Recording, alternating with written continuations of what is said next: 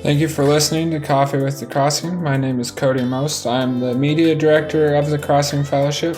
Joining with us today is Jonathan Phillips, the worship and youth pastor, Jessica Most, and Ellie Powers from Wildflower Ministries. Today we are taking a millennial/Gen Z view on worship. I love this series and I hope you do as well.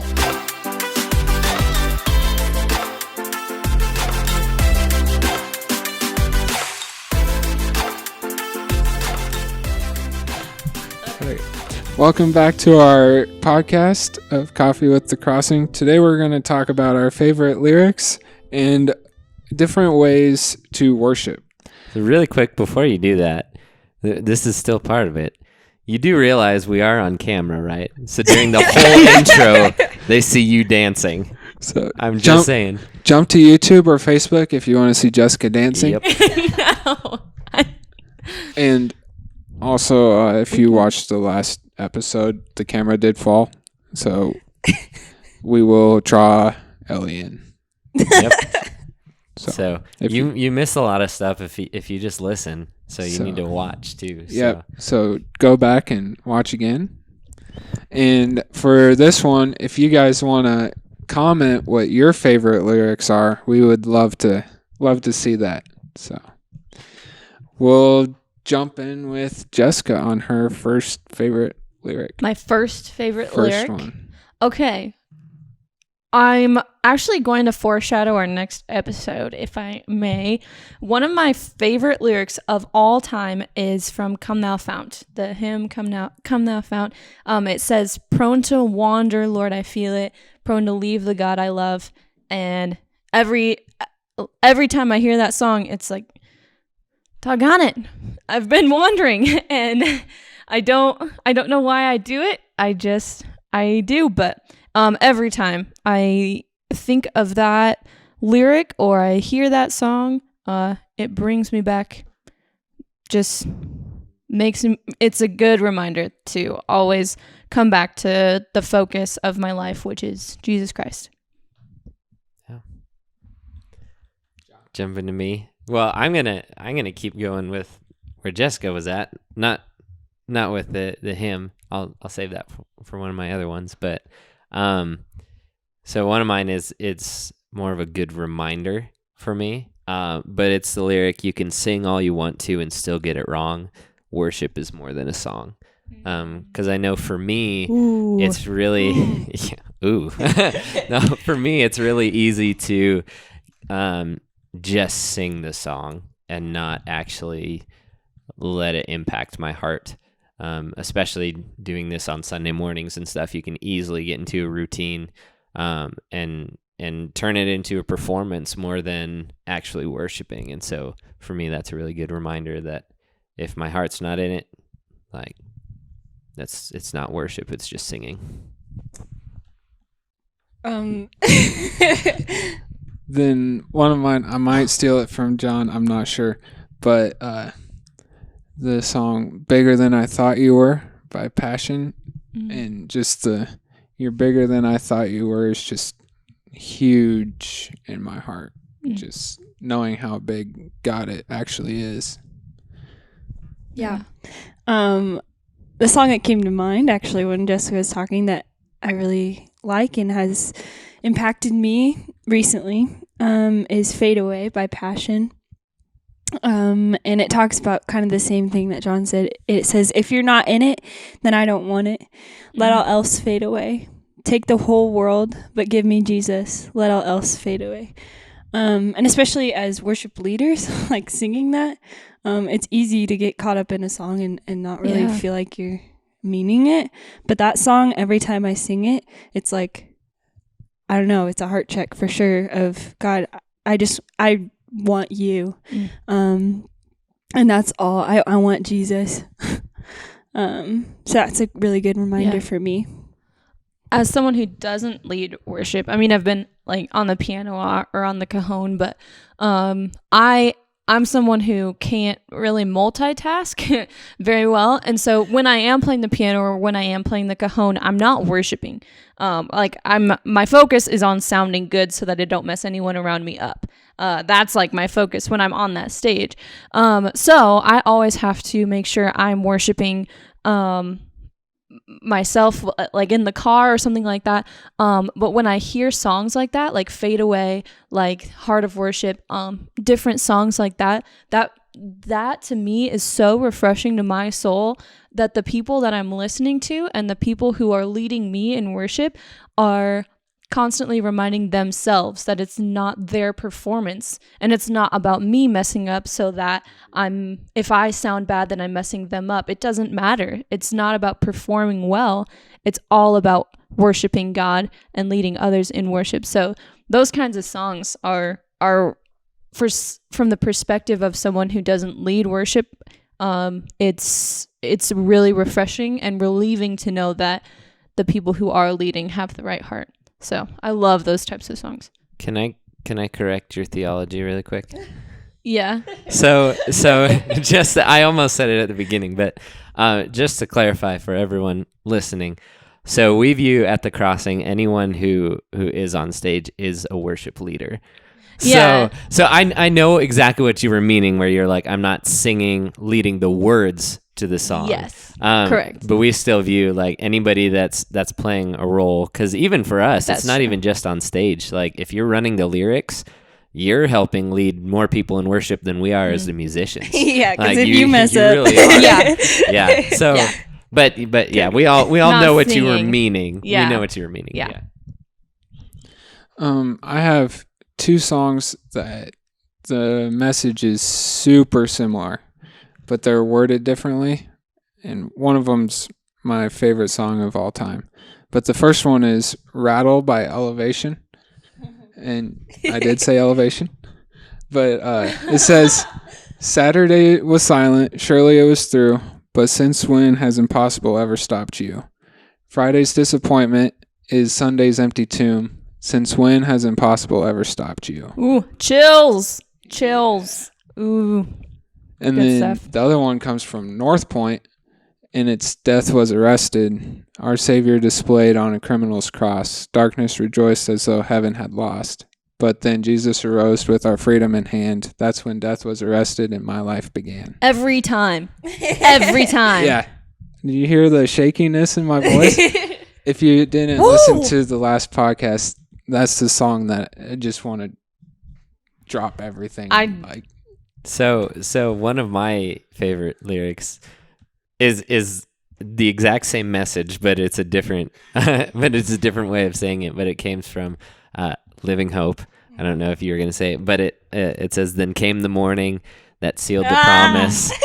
Your buried body began to breathe. Out of the silence, the roaring lion declared the grave has no claim on me." But you know, all of those songs, the fact that we have so many and the fact that you can say it so many different ways, but no matter what, it has that effect on you, shows the power of the gospel. Like what Jesus did for you is innate inside of us. We know how amazing that is without even us recognizing it. God has put that inside of us. And so when we hear what Jesus has done, when we hear that he has totally defeated the grave and we now have a chance to be with him in heaven, and we have the power of him inside of us to say no to temptation, to move us on in life, like that, the chills are real. But the fact that there's so many songs about it just proves how powerful that is. Yeah. Like you can say it however you want, but it's still amazing. I like how you're pointing, and everybody listening is like, what? Okay, She's pointing to her knee because First we of need all- Jesus. First, I start dancing and you point out the recording video over here, and then I point to chills and you're like, there are people listening.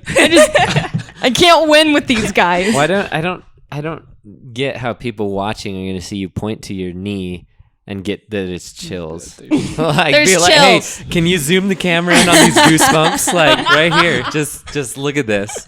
Like, Like I said, you can't win with these guys. yep, you can only win with Jesus. Bam. Is it my turn? It's Ellie's. It's Ellie's again. turn. Oh, okay. Yeah, we're still going.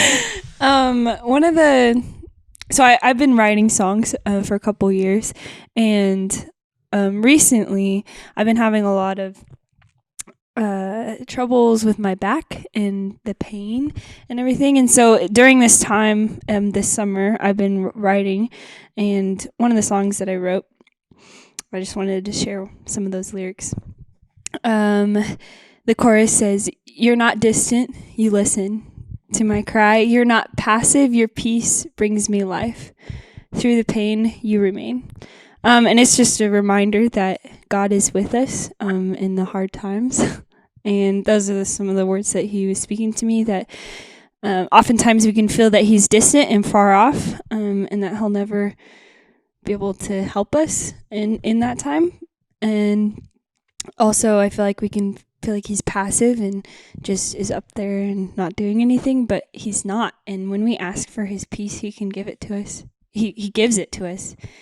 And that has really comforted me this summer. So yeah, I've as her friend, and just watching her go through the pain, to see how powerful worship works in her life, it's really, really cool. Sometimes I feel like there are churches who maybe overemphasize worship and the emotion behind it, and that if you're not feeling the words, then God isn't in it, which isn't true. God is with you always. But there are also some places I've been that underemphasize the power of worship, and like God can work in music, and it can be physical pain, it can be emotional pain.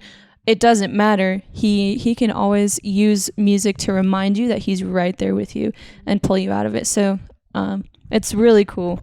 And along that track, one of the songs I love that constantly reminds me that God is right there with me is called "Secret Place" by Phil Wickham. Love that song. And it says that better is a moment that I spend with you than a million other days away. I'm running to the secret place. And it reminds me of Psalm 27 when David says, "One thing I ask for, and with my whole heart I will seek it, to dwell in the house of the Lord forever, to view his beauty and majesty and to meditate on his presence." That verse makes me wonder if God's presence, is that the one thing that I seek in my life? Yeah. Above all else, Yeah. is that what I seek? And anytime I hear secret place, it's like, okay, I need to run to that secret place. Like right now, I need to get away, and I need to find a place where I can just fall down, be with God for a little while, because I need to choose him every moment. It's better to be with him for one moment than any time that I could spend anywhere else. Yeah. So I love that. Yeah, I've got two more, so I don't know how many we're doing, or if we're gonna keep going. I got a lot. Oh boy! All right, so the next one that I have is like what Jessica shared at the beginning. It was from a hymn, because sometimes I view hymns as like the foundation of music, and so sometimes going back to the foundation and seeing what what worked in the hearts of those people that were writing then, and how that's still affecting us today. So one of my favorite lyrics comes from the song "It Is Well," and it says, "When peace like a river attendeth my way, when sorrows like sea billows roll, whatever my lot, thou hast taught me to say, it is well with my soul." And I'm a naturalist, so I love nature, and that's how I see God and get to connect with God. And so when I hear these words, talking about peace like a river, and then the sea billows, I just picture like how huge the ocean is, and like massive, massive waves and a storm coming. And sometimes it seems like the sorrows in our life are this huge thing that are going to just overtake everything. And it's just talking about, hey, even when our lives seem like that, and we really are experiencing sorrow and pain and all of this stuff that just overtakes everything else in our life, we can still have peace, because we can trust in our God and know that He's in control, even when it doesn't seem like it, even when we don't see it. God is still in control, and so that brings peace. One of my so as the staff, we've been going through the book Enemies of the Heart, and in our last podcast we talked about issues of the heart, and one of the main things we're trying to push is how we can keep our hearts clean through this life. So one of the songs that popped up during this time was I Run to the Father by Cody Carnes. And it says, "My heart needs a surgeon, my soul needs a friend, so I run to the Father again and again and again." And then again. And again. And then later it says, "My heart found a surgeon, my soul found a friend, because I ran to the Father again and again and again." And it's just a awesome illustration of our hearts get infected, and the Father's the only one that can cure that. And it's not just a one-time deal. It's again and again and again. So that's one of the ones I chose. It's just a daily thing.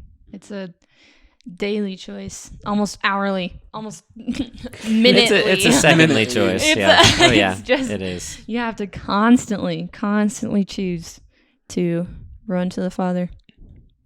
What's the hymn? I need thee every hour. So true. It is so true. And one of my favorite groups, or becoming one of my favorite groups, is Mosaic, and they have a couple songs. One of them's called Dreams, and it is like one of the most simple songs you'll ever find. And the main line is, "Jesus, I'm grateful. You take me simply as I am." And that one, like, I'm shaking right now. And Ellie and I saw them live. And then Tremble, their Tremble song is, I mean, it was a huge hit, but it's But there's so a awesome. reason. There's a reason. Yeah, there's a reason that was a huge hit, because it's so good. Do you have another lyric? There's so many. It's like we could go on for forever. Really, though. Yeah. But I'm just thinking back to like growing up and different stages of my walk with Christ, and how different songs have affected me in different ways and challenged me. And a hymn that I thought of also, because we're thinking about hymns, but this one has continually, like, every time I sing it, it just, I don't know, hits me. It's How Deep the Father's Love for Us.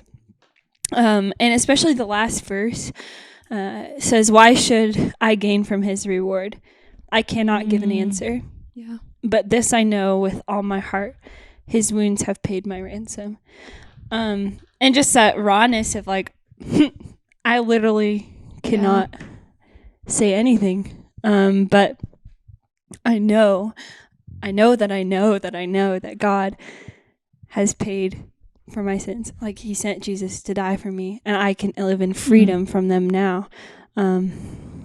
So every time I sing that song, it's just a reminder of Jesus coming and dying on the cross, and how strange that is, and it doesn't make sense, and we can't really all fathom it, but how that can change your life completely.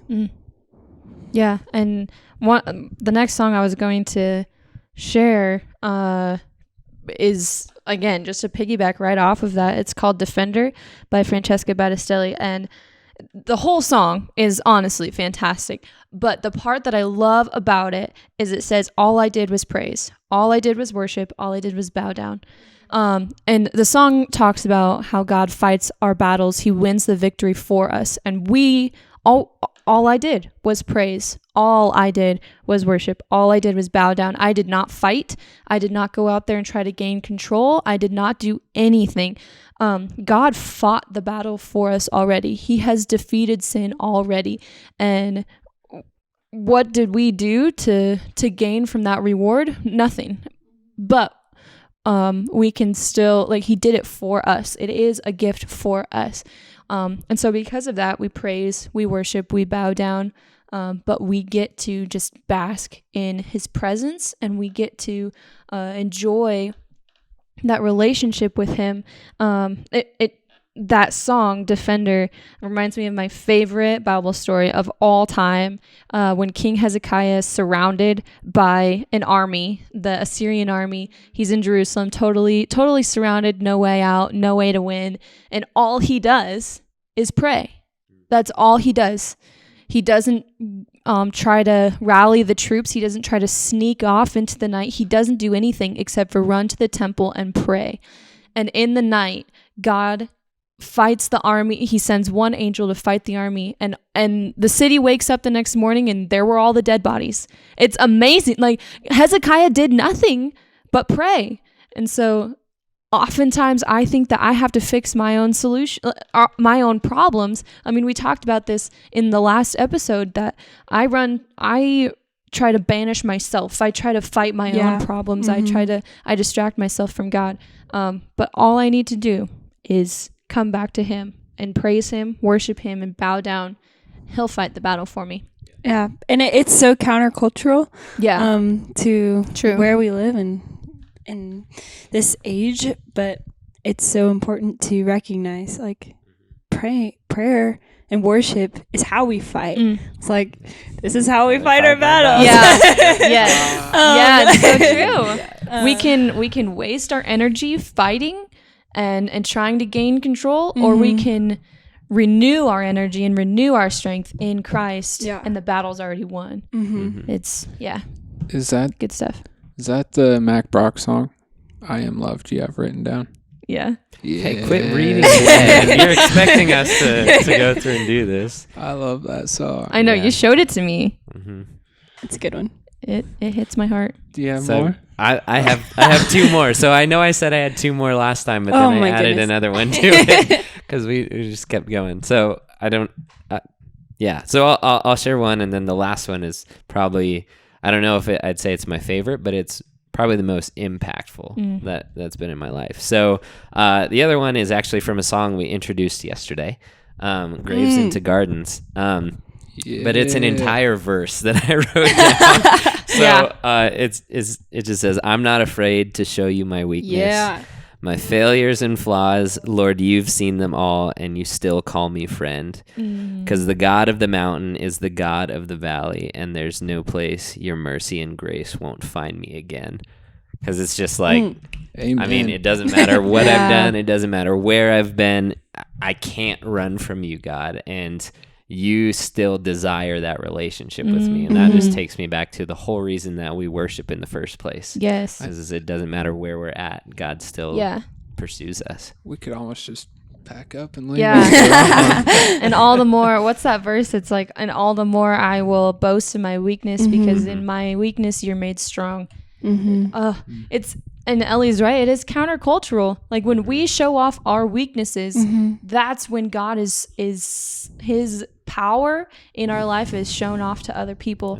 And it's like the world tries to tell you to show off your strengths and to be independent, be strong, and just pursue your strength no matter what it takes, and be strong in this world. But God says, in your weakness I'm made strong.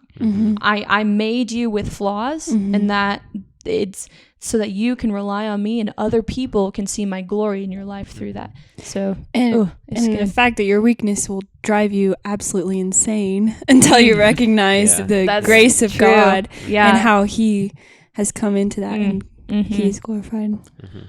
This might be foreshadowing the next episode, but already done. But if you find like your favorite worship songs, or find any songs that you might be hesitant about, just copy and paste them into the lyrics into a Word document and just read them out loud. Because like right now, it's like insane just reading them. Yeah. We all feel Jesus here. This morning is where we're at, basically. We got the chills. Yeah. We got the chills. So I see you have another one written down. Oh, I You do. want to share that one? You are Like the first one I wrote down, and I didn't say it at all Yep, because I said yep. like 4 other ones that I didn't Yep. have written down. This is also one that I'm like recently just been hit by, I guess. I think it's Here Again by Elevation. Yes, Mhm. Elevation. And the chorus says, "I'm not enough unless you come. Will you meet me here again? 'Cause all I want is all you are. Will you meet me here again?" Mm-hmm. And just kind of like what Cody was saying, again and again and again and again. Like Yeah. I have to run to the Father again and again and again. But just like this honest plea, like, God, I need you. Please meet me in this place again. Yeah. Um, Well, and that one, I mean, Run to the Father is all about us coming to Him, but Here Again is all about God meeting us where we're at. Like, we don't have to take a step anywhere. We just have to stop taking steps away. Yeah. And so God is going to meet us right where we're at every time. That's a fantastic song. I have a couple that just came out. One of them I already kind of mentioned in the last episode, but Corey Asbury just came out with an album, and it is filled with awesome lyrics. So I'm going to read a couple choruses. So it might be Settle in. Yeah. Settle in. sit back and enjoy, I guess. Yeah.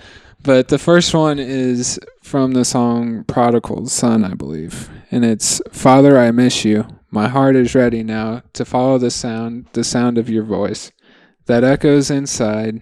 Father, I'm desperate. I lost my way somehow. I follow the truth of your love. Back into the light. Lead me back home. Lead me back home." And then the other one is "Nothing More Than You." And this one is, it just hit me when I was listening to it, and I haven't stopped listening to it since. But it starts off with, "'Cause this is more than I could ask for, and more than I could dream. The one who made the world somehow thinks the world of me. The highest king of heaven chose to love a fool. I don't understand it, but I know I want nothing more than you."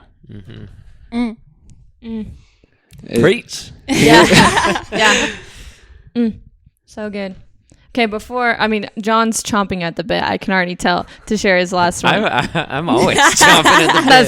That's true. But before he does, I want to talk about the song that Cody mentioned, because we haven't.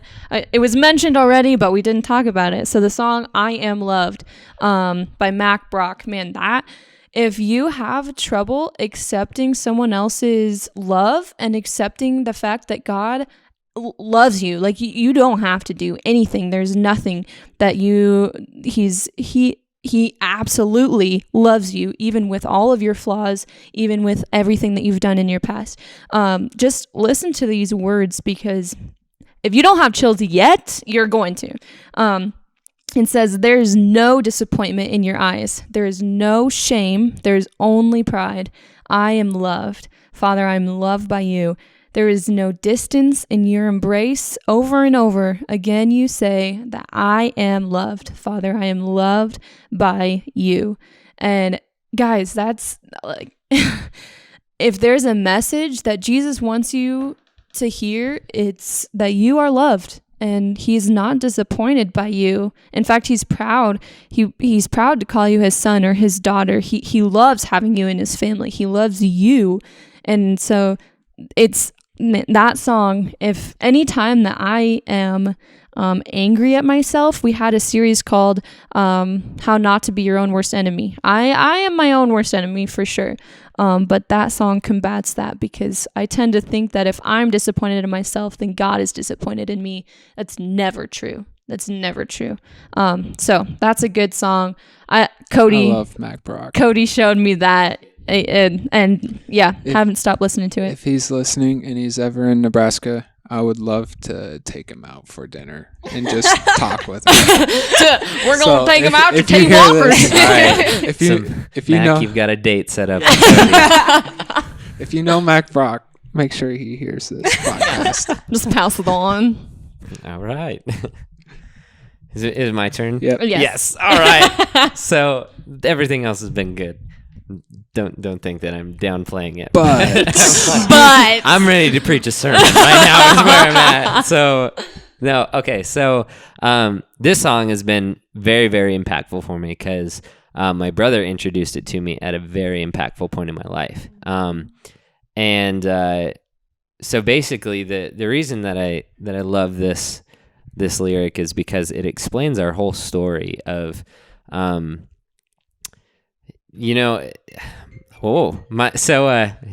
you guys didn't hear that. I probably sound really weird on the podcast right now. Whoa. Whoa, Cody's phone rang or something. But okay, so my all-time favorite passage of scripture is Ephesians 2 verses 1 through 10. And it talks about how we are dead in our sins, but made alive in Christ. And God not only made us alive, he has given us a purpose.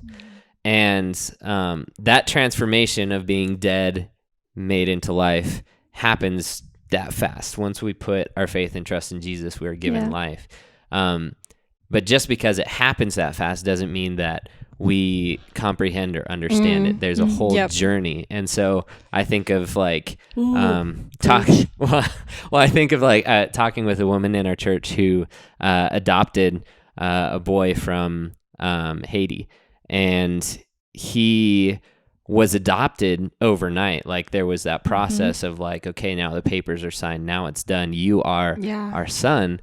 But it's taken him a few years for him to realize and finally feel like, okay, I am part of this family. Like this is who I am. Yeah. And it's the same with us. And so the lyric says, from the head to the heart, you take me on a journey of letting go and getting lost in you. Wow. And so it's just the whole story of like, okay, I know this in my head. I know God, that you love me. I know that I'm your son, but I don't necessarily feel it in my heart or believe it in my heart. And so the process of that going from the head to the heart is a whole journey of our life and experiencing God in that way. So I got the chills. I got points in my knee for you all to look at, like whatever it is. Yeah. what song is that?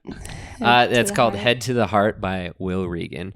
And so a lot of people think that there's like modern worship is repetitive worship. This is specifically a genre of worship called repetitive worship.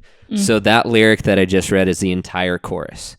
And I love repetitive worship because it takes one truth and it just repeats it. Because if you think of like Bible verses in scripture and stuff like that, whenever we're going through hard times and trials, a lot of times we stick to one verse. We're like, okay, God is going to bring me peace. And whenever we're going through this, we're like, God, bring me peace, bring me peace, bring me peace, bring me peace. And we just keep repeating that one truth.